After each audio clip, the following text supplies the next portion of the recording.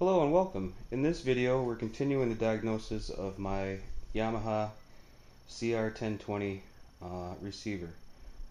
You can see this and other projects that I have at my website there at the bottom of the screen, www.spidaltronics.com.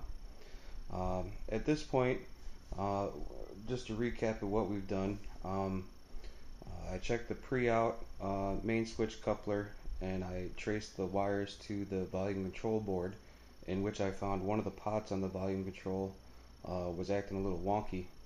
So I took the volume control out and cleaned it up real nice so that both of the potentiometers were even as you turn the volume control knob.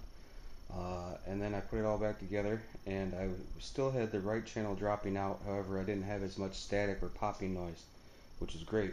But I still have the right channel not working correctly. So then what I did was I swapped the two channel boards with the heat sinks and all, took them out and swapped them left to right, and I also pulled the coupler switch out and made sure that was clean as well, just for fun, even though I had ohmed it out and it was okay. Put it all back together again, and as you can tell, I have it all the way to the right now. There's the sound balanced right now. But I put it all back to the right again, I don't have anything going on there. Now if I turn the volume all the way up real quick and back down, it will eventually, the channel will come back on for a short while and then it'll drop out again. As I was playing around and reading the forums and stuff online, I found that there's a relay that needs to be cleaned as well. This one here with the clear case. If I just give it a little bit of pressure, I get the right channel to come back in. So I'm going to see if I can't get a closer view of that for you.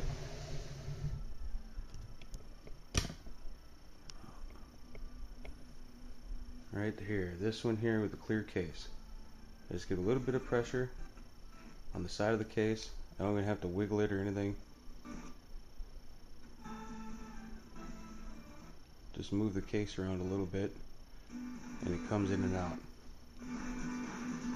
So what I'm going to attempt now is to get that clear case off and see if I can't clean the contacts in the relay and see if that finally solves the issue of the right channel dropping out.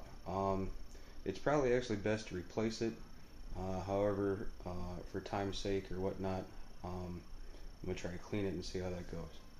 Well, thank you again for watching the video, and don't forget to check out my website, and hopefully here in a few minutes or so I can get it up and running and we'll have it fixed. Alright, thank you.